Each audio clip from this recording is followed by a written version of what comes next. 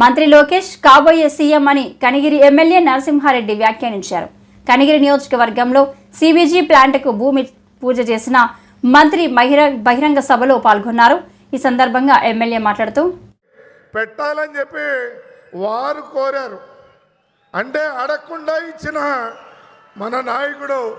అందుకనే నేను ముఖ్యమంత్రిని సంబోధిస్తూ ఉన్నాను. ఎందుకంటే ఈ ప్రాంతంలో ఇటువంటి సమరం జరుగుద్దని నేను ఎప్పుడు కళ్ళ కూడా ఊహించలా.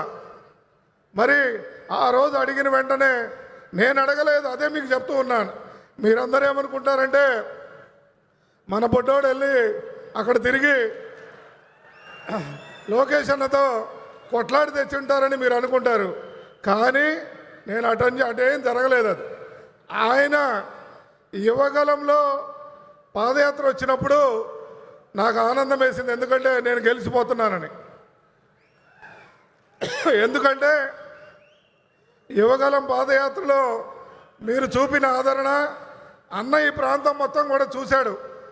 చూసినప్పుడు గుర్తుపెట్టుకొని ఈ ప్రాజెక్టుని మరి రిలయన్స్ కుటుంబంతో ఒప్పించి మన ప్రాంతానికి తెచ్చినందుకు వారికి కూడా నా పాదాభివందనాలు తెలియజేస్తూ, మరి రిలయన్స్ కంపెనీ వారు కూడా ఇక్కడ ముందుకు వచ్చినందుకు వారికి అభినందనలు తెలుపుతూ, మరి మీరందరూ మన అనంత్ అంబానీ గారు వస్తారని చెప్పి చాలామంది ఇక్కడ ఆశపడ్డారు సార్.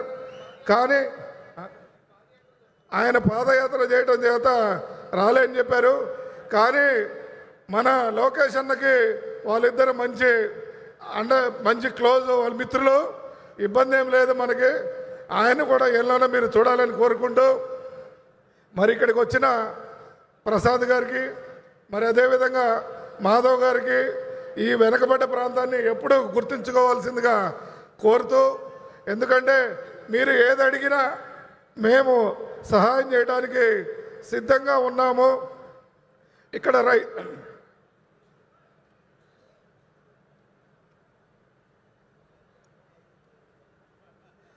రైతుల పరిస్థితి, మాకు ఇక్కడ తిండి కూడా జరగని పరిస్థితి. ఈ ప్రాంతం నుంచి 74,000 మంది వలసలు ఉన్నారు సార్. భారతదేశం కాదు, ఏ దేశం వెళ్ళినా మా కనిగిరి వాళ్ళు ఉంటారు.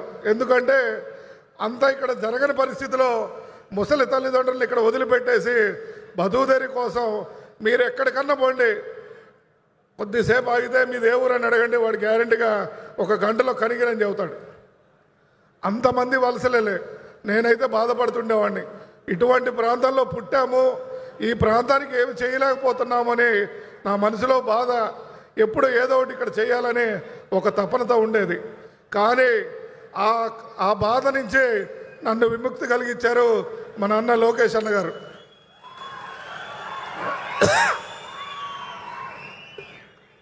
సార్, నేను పెద్దగా స్పీచ్లు ఇవ్వడం రాశారు నాకు, అందువల్ల మీరు ఏం తప్పులంటే క్షమించాలి. ఎందుకంటే ఈ ప్రాంతం ఎట్ట బాగుపడాలి, మనం ఎట్ట ఉండాలి, మా రైతుల పరిస్థితి ఏంది, రాంగ ఇంకా మిగతా వాళ్ళు కూడా వలసలెళ్ళి మా బిడ్డలు బాధపడుతున్నారు. మా తల్లిదండ్రులు సార్ ఈ ప్రాంతంలో ఉంటారు, మేము ఎక్కడో బొంబాయిలో ఉంటాం. వారు చనిపోయారని సమాచారం తెలిసిన తర్వాత బాడీని తెచ్చి ఫ్రిడ్జ్లో పెట్టుకొని 2 రోజుల తర్వాత వచ్చి దహనం చేసుకునే పరిస్థితి సార్ ఈ గడ్డ. ఇటువంటి గడ్డలో నాకు ఇంతకన్నా అంటే ఇటువంటి రైతుకు మేలు జరుగుతుంది, అదేవిధంగా మీకు సమాజానికి మేలు జరిగే ఒక గ్రీన్ ప్రాజెక్టు. అయితే మా దౌర్భాగ్యం, నిన్న మొన్న కొంతమంది వైసీపీ సోదరుల కడుపులో మంట మొదలైంది. ఒకడంటాడు బొబ్బలు వస్తాయంటాడు. ఒరే నాయన, అది భూపాల్లో గతంలో ఎనర్జీ అదేదో బ్లాస్ట్ అయి జరిగిన ఆ సన్నివేశాలు ఇక్కడ ప్రజల్లోకి తప్పుడు సమాచారం తీసుకెళ్తున్నారు.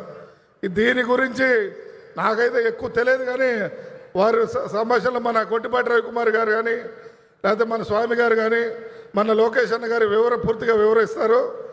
నేను మీ అందరికీ చెప్పేది ఏంటంటే, ఏ రోజైతే యువగలం రోజు పాదయాత్ర అయిపోగానే గెలుస్తానని ఒక నమ్మకం ఉంది.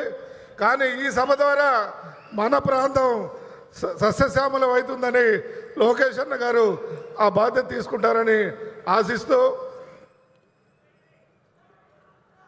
మనకు 5 సమస్యలు ఏమేంటి? ఒకటి, వెలుగొండ ప్రాజెక్ట్, 2 తాగునీరు, 3 రైల్వే లైను, 4 ఈ సంస్థలు కావాలనుకున్న అవి కూడా వచ్చేసినాయి, 5 త్రిబుల్ ఐటీ కావాలా వద్దా? కాబట్టి ఈ అన్న ఈ 5 సమస్యలకి ఆల్రెడీ ముఖ్యమంత్రి గారిని మిమ్మల్ని కలిసినప్పుడు రైల్వే సమస్య ఉన్నప్పుడు మీరు వెళ్ళి సిఎస్ గారిని కలవమన్నారు. మన సిఎస్ గారిని కలిస్తే వెంటనే వారు సిఎస్ గారు 12.5 కోట్ల రూపాయలు మన రైల్వే లైన్లో ఆగిపోయిన డబ్బులు ఇవ్వడం జరిగింది.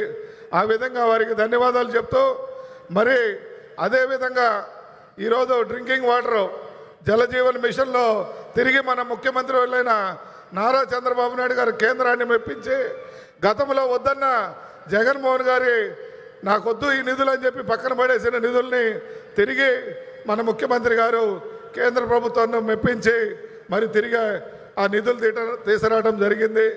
అన్న, మా ప్రాంతంలో ఫ్లోరైడ్ వల్ల ఈ కిడ్నీ సమస్యలతో ప్రాణాలు పోతూ గత 200-300 మంది చనిపోయి ఉన్నారు.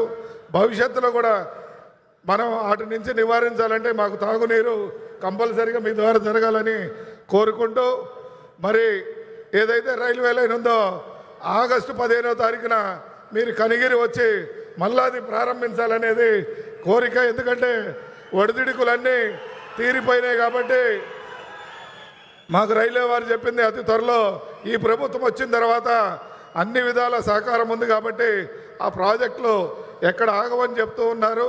దయచేసి దాని మీద కూడా దృష్టి పెట్టి మా త్రిబుల్ ఐటీని మీరు ఇస్తారని ఆశిస్తూ, మరి నేను మాట్లాడేదానికన్నా కూడా ఎక్కువగా ఈ ప్రాంతంలో ఈ ఫ్యాక్టరీని అంటే కొందరు చెప్తూ ఉన్నారు. నిన్న సాక్షి పేపర్ రాశాడు, అయ్యా మొదలు పెడతారు పూజకే తప్ప ఇక్కడ ఎక్కడుంది భూమి అని చెప్పన్నారు.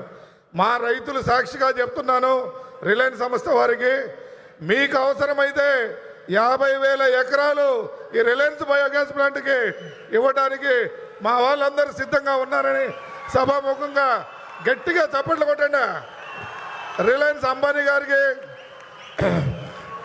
ధీరుభాయ్ అంబానీ గారు పైన కూడా ఆయనకి వినపడాలి. ఎందుకంటే ఈ ప్రాంతంలో గతంలో చేయలేకపోయాం, ఇప్పుడు అనంత్ అంబానీ గారు ఇక్కడ చేయడానికి వస్తున్నారని వారికి ధన్యవాదాలు తెలుపుతూ సెలవు తీసుకుంటున్నా. ఏదన్నా తప్పులుంటే క్షమించమని కోరుకుంటూ, మా కలెక్టర్ మేడం కానీ, జిల్లా మంత్రులు కానీ, మరి మా తోటి ఎమ్మెల్యేలు కానీ ఎప్పుడు నన్ను ఒక తమ్ముడిగా ఆదరిస్తూ ఎప్పుడు సహాయ సహకారాలు చూస్తున్న వారందరికీ పేరు పేరున ధన్యవాదాలు చెప్తూ, ఇంత ఘనంగా వచ్చిన మీ అందరికీ చాలా మంది పాలు పిండుకోలేదు, గెడ్డేయలేదు, అయినా వచ్చినందుకు మీ అందరూ ధన్యవాదాలు చెప్తూ సెలవు తీసుకుంటూ